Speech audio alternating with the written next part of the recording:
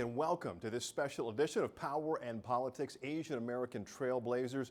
And in honor of Asian Pacific American Heritage Month, we have a powerful panel of top government leaders in the Tri-State area. They are all pioneers in their own right. New Jersey Attorney General Gurbir Grewal, the first Sikh American Attorney General in U.S. history. His counterpart in Connecticut, Attorney General William Tong, is the first Asian American to be elected to statewide office. New York Congresswoman Grace Meng, who represents Queens and is serving her 5th term. She's the first and only Asian American member of Congress from New York State. And New Jersey Congressman Andy Kim represents the 3rd Congressional District and is the first Asian American congressman in New Jersey. So thank you all so much for joining us for this important conversation. Let me start by asking about the many anti-Asian hate incidents we've seen this year, an alarming rise. How are you assessing where we are at this moment in this country? I want to start with you, Attorney General Gurbir Grewal. Well, thanks for having me. And listen, we've always had problems with hate and bias in this country, but what we've seen over the last 4 years is really an unprecedented rise in bias incidents across the country. And it's against all groups. We've seen a rise in anti-Black racism, anti-Semitism, and of late, anti-Asian racism and bias incidents. In my own state, we're tracking that national trend and have seen year-over-year increases in such acts. And for those of us, like everyone on this panel, who have been raising the alarm about how the rhetoric of our elected officials can lead to conduct, about how social media companies are not doing enough to police their platforms and allowing bigots to find community, about the rise in white supremacist groups, none of this comes as a surprise to us. And you know, your counterpart in Connecticut, Attorney General Tong, I'd like you to kind of weigh in. And where do you think we've been? I know you've experienced your share of incidents like this, especially during your campaign.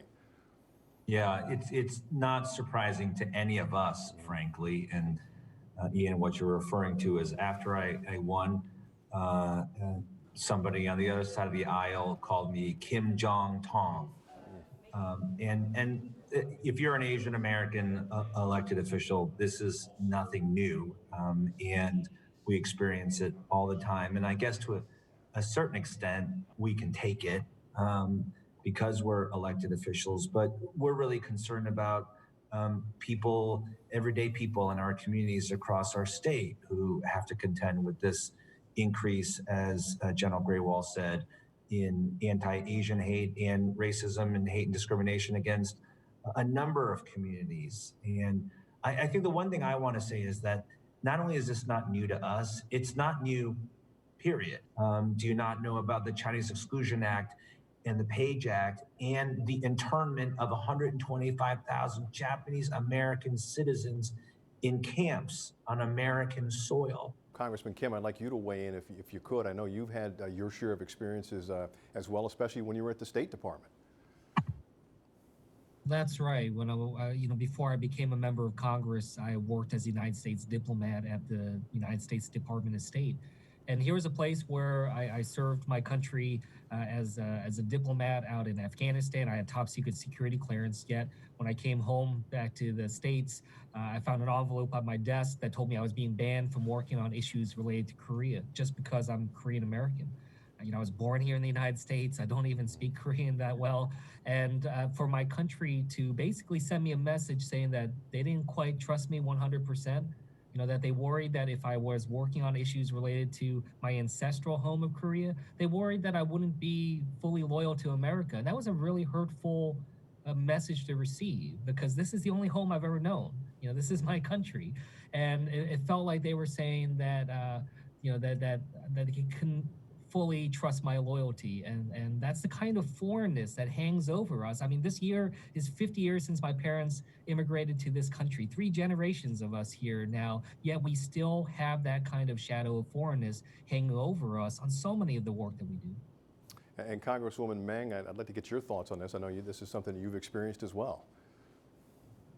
I mean, to what my colleagues are saying, I agree with all of them. Asian Americans have largely been portrayed as invisible and silent, or as foreigners and outsiders. There is a history of scapegoating of Asian Americans out of ignorance and fear in this country. A large part of that is also due to the fact that we are largely invisible, whether it's in our history books, whether it is in our budget books, the budgets of government, corporate philanthropy, research, health data. There is so much out there where Asian Americans have not been included. And that's something that I believe we are at a galvanizing moment in our country where we are saying that we are Americans too. We will be invisible no more. And Congresswoman, just to follow up, I know you've been the direct target of racism many times, and last September you sponsored a non-binding resolution for government leaders to address this anti-Asian hate. And then after the House passed that in September, I think it was, your office, congressional office, got a number of racist voicemails. Now we want to play two of them, and then I want you guys to react. So let's listen to them. Hey, fat, I'll say what I want. Chinese virus, Chinese virus, Chinese virus, Kung flu, you, Kung flu, you. You don't tell me what to say, you. I'm calling about the Karate Kid virus, or the Kung Fu virus, or the whatever came from Asia. It's not racist. It's the truth. Filthy people. Here we are in 2021, and this is what you're getting, and this is what you're hearing.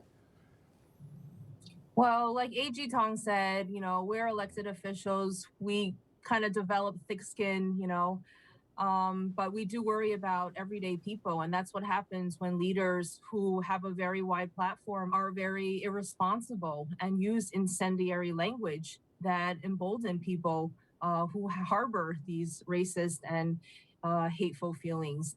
This is no surprise. We've seen time and time again through our country's history that in times of national crisis or when we're under duress, that people are scapegoated at times, and that in particular Asian Americans have been targeted. In my own case, I was driven to public service in a moment much like this one. In the wake of the 9/11 attacks, that tragedy, I saw not only a surge of patriotism in this country, which I felt and my family felt, but I also saw the rise in Islamophobia, the rise in violent acts against South Asians, people who look like me. I saw people who look like me being killed in Mesa, Arizona. The message that the Congresswoman received, it breaks my heart. And when you normalize the rhetoric, what comes next? The conduct. We engage our political leaders. We tell them when they're speaking out of line, when their words are not right, and when that they're going to lead to hateful acts. We have to call it out when we hear it. And all of the panelists on this program this evening have been doing that precisely because we see where it can lead. That's another good point. And you talk about reaching out to communities and educating, because so much of this is based in ignorance and intolerance. And then Connecticut has actually already taken steps to reach out to communities where English may be the second language. So I want you guys to listen to a PSA that the Attorney General Tong's office recently released, and then we'll talk about that. My name is Iain. I'm a supervisory special agent with the FBI. បើមានគេធ្វើបាបយើងពួកខ្ញុំចង់ដឹងទាំងអស់ 我们需要您的举报 我们要知道 victim of a hate crime we want to know call your local police or call 1-800-CALL-FBI. Yeah, I had to do my bit in Mandarin, and I'm glad Congresswoman Meng wasn't watching, because she would have been very critical and laughed at my poor Mandarin. But it's really important to reach out to people, particularly people in immigrant communities that may not have longevity of experience with and relationships with law enforcement.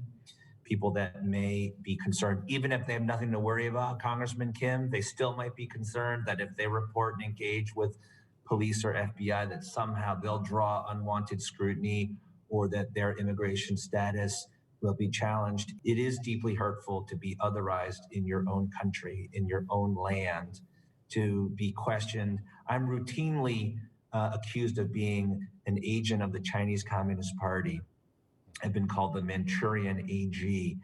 I was born in America, Jack. I was born in Hartford Hospital, and I'm as American as anybody else. Congressman Kim, yeah. I wanted to get your thoughts on, so many of it impacted by the shootings in Atlanta and how how devastating that was, and your thoughts on that, and how you can relate to that, that could have been someone that you could have known. Yeah, Grace, Meg, and I actually went down to Atlanta just 2 weeks after the shootings, and I'm sure Grace feels the same way, but that was one of the most powerful experiences of my career. To go down there when the emotions were so raw, and we visited the 3 sites of the shootings, we followed the path that the shooter took, really seeing full force that this was someone who was specifically deliberately targeting and going out of his way to target Asian-owned businesses.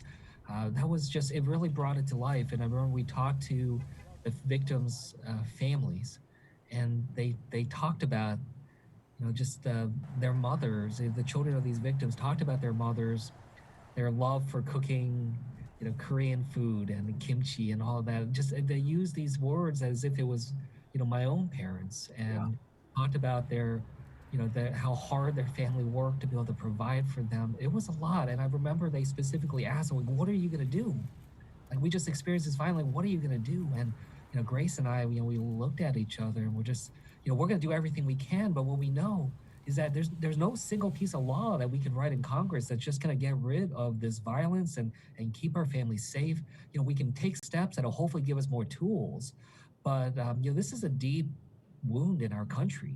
I'm in my 40s, and it took recent events and a trip to Atlanta and conversations with the families of the victim to finally make me realize that I, as an Asian American, don't need to play defense with my history and my background, which is something that I feel like I've been doing my whole life.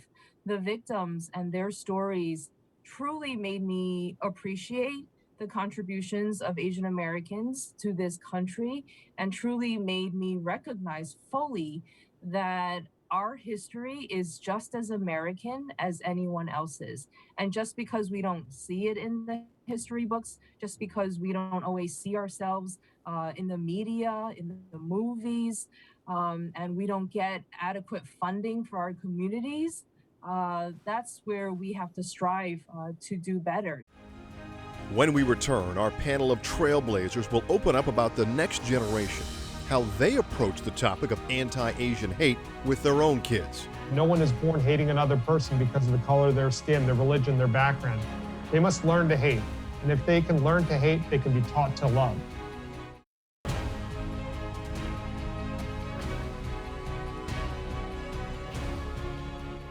Welcome back to this special edition of Power and Politics, Asian American Trailblazers. Let's continue the conversation now with our powerful panel of top government leaders in our tri-state in honor of Asian Pacific American Heritage Month. Former cabinet member Elaine Chiou under Presidents both Trump and Bush recently talked to us here at News 12 about the Asian American journey from her perspective. So I want to listen to this and then get your thoughts on it. When I first came to America, Asian Americans comprise less than 1% of the national population. We are now 6.7%. We're the fastest growing minority group in America today. There needs to be policymakers. So one thing I want to talk about here is, and I always talk about this, having a seat at the table and having someone who is diverse be at the table where decisions are made. And I want to start with you, A.G. Tong, because I know that your leadership in the Attorney General's office is extremely diverse, and I know that was important to you. Can you talk about that? Yeah, I think we don't often think about why diversity, equity, and inclusion is important. So many of us personally, and so many of us in our communities and our families have a target on our backs.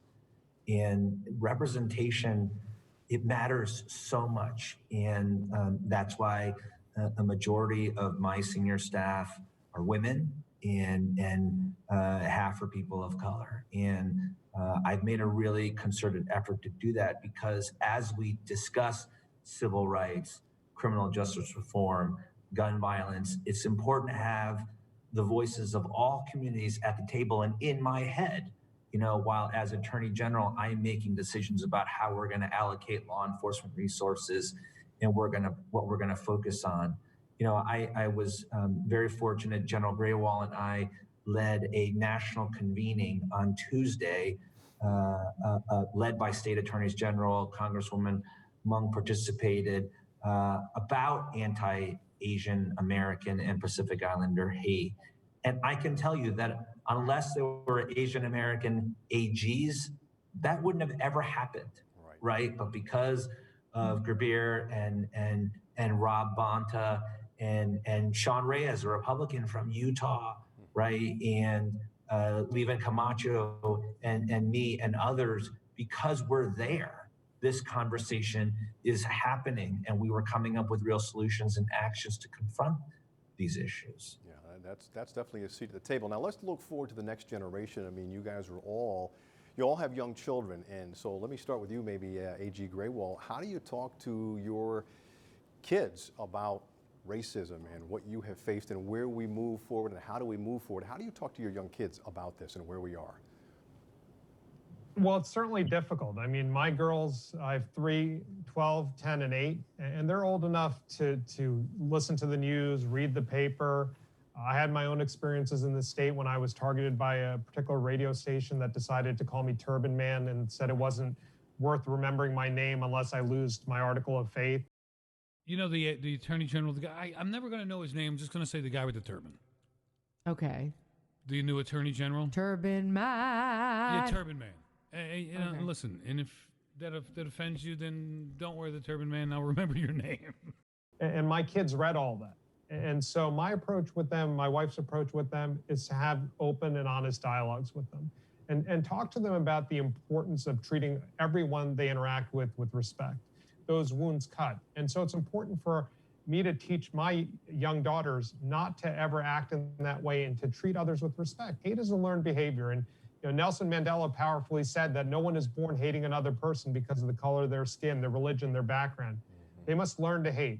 And if they can learn to hate, they can be taught to love. And so that's what we're doing in our house. That's what we're doing in my state, because we have a youth bias task force that our governor convened. We're going into our schools to teach an anti-bias curriculum because that's where we're investing our resources to prevent this from taking hold in our young people.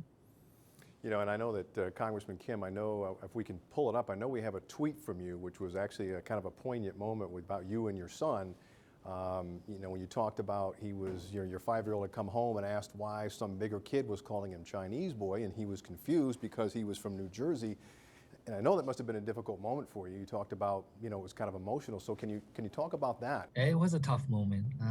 Hearing my son talk about what was potentially his first encounter with understanding race and understanding, bias and he's such a sweet kid. He said I'm not a Chinese boy. I'm a New Jersey boy is what he said. And it's just so sweet because he didn't understand what was happening. And for me as a father, I'll be honest, I was unprepared in terms of what to talk to him about. My parents never really had a conversation with me about this, and I don't think I just was prepared. So I've been struggling to try to understand how to conceptualize it. Again, he's only 5 years old. The way I've sort of talked about it with my wife and what we're trying to do is, first of all, start with a sense of pride. We're trying to teach him about our family history, about API history, about just great role models and, people that we looked up to in the API community. We want it to come from a source of pride. We don't want his first understandings of being Asian American to be one of fear and anxiety and discrimination. 2, we want him to understand some of the challenges that come with this and some of the words that might be used and other things like that. So that's something that we plan to talk to him about down the road. And then 3, we want to make sure that he understands that about the pain of others and the struggle of others, that we not only look out for people that look like us, but we look out for everybody. We stand up against hate in all forms. Next, our panelists talk about the wisdom of their own parents.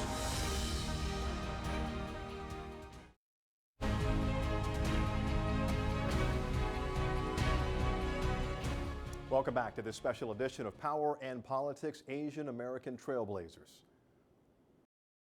What's the best piece of advice you got from your parents? My parents have always shown me how to lean into who we are and who I am. To be honest, I really don't feel like I had these conversations with my parents. What I try to tell young people nowadays is my version of leaning in, and it's knowing your worth and understanding your value that you bring to a table. You know, I spent so much of my childhood and probably even adulthood sort of playing defense. You know, it's the lessons my grandmother taught me when she was raising me while my parents worked, to be proud of my Sikh heritage, and that my Sikh tradition teaches me to fight injustice wherever I see it, to really root out injustice, and that's from that's how my faith was born. The opposite of feeling foreign is to be loved by a community.